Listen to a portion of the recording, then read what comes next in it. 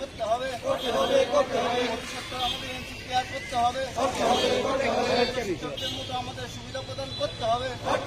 আমি Tripura NC district করে আছে তাদের রাজ্য সেক্রেটারি।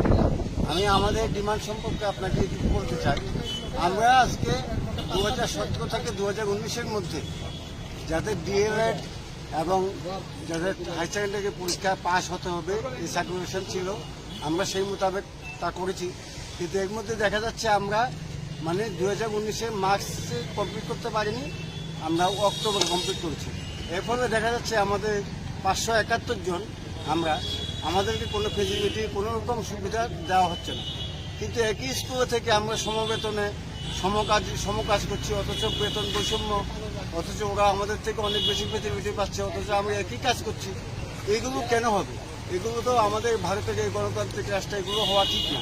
তাই আমরা চাই আমাদের প্রতি যাতে বৈষম্য না হয়, আমরা যাতে সঠিকভাবে শিক্ষা প্রদান করতে পারি, আমাদের নতুন প্রজন্মকে ভারতবর্ষের উন্নত শিক্ষকে যাতে নিয়ে যেতে পারি।